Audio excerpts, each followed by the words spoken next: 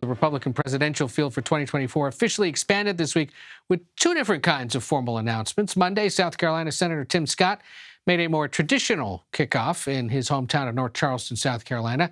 And of course, on Wednesday, as mentioned, Florida Governor Ron DeSantis made his announcement on Twitter Spaces after some technical issues delayed the proceedings.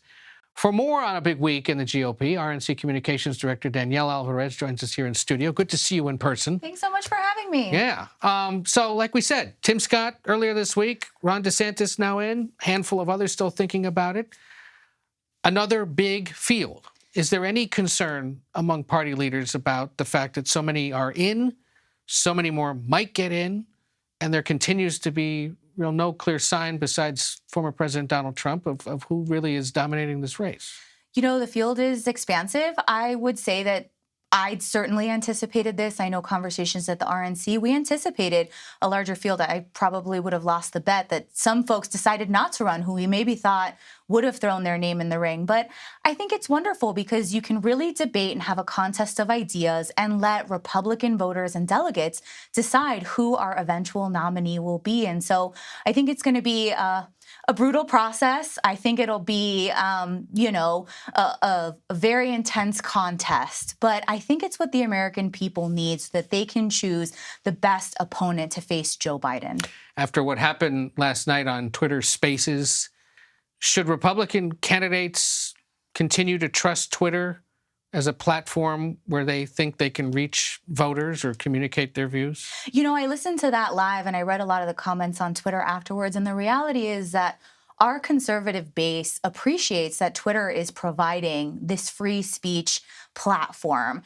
So of course there were technical issues, but the reality is that Governor DeSantis, and I'm a Florida girl from the Sunshine State, Governor DeSantis was able to tout his record, was able to get his message across of what he would tackle if he had the opportunity to face Joe Biden.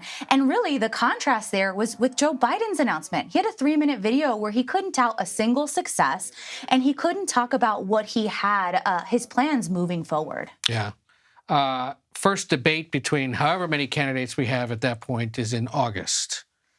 Remind us real quick, what are the general criteria in order to make that stage? So our debate committee at the RNC has so far only announced that the debate will be in Milwaukee in August. We've not announced the date and we haven't announced the criteria yet. I know that that's something that the chairwoman, Ronna McDaniel, has said should be coming soon.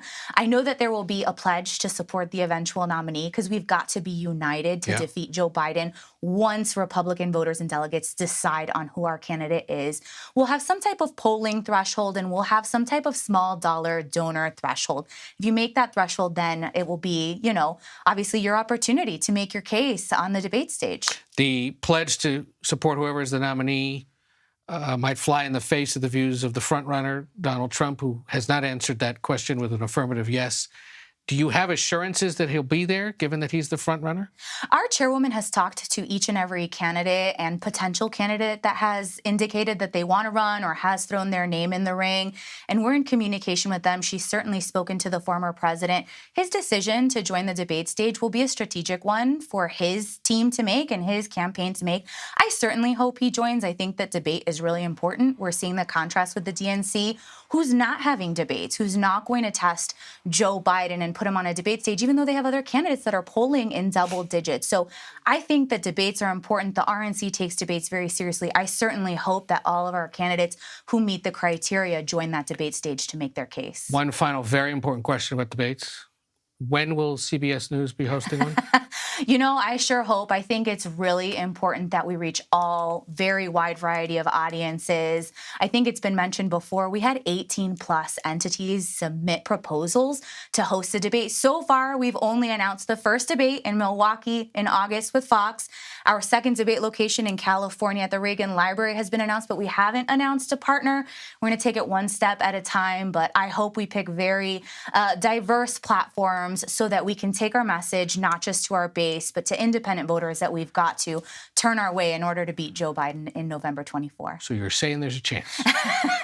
I certainly hope. All right. Danielle Alvarez with the Republican National Committee. Good to see you in person. Thank you for being here.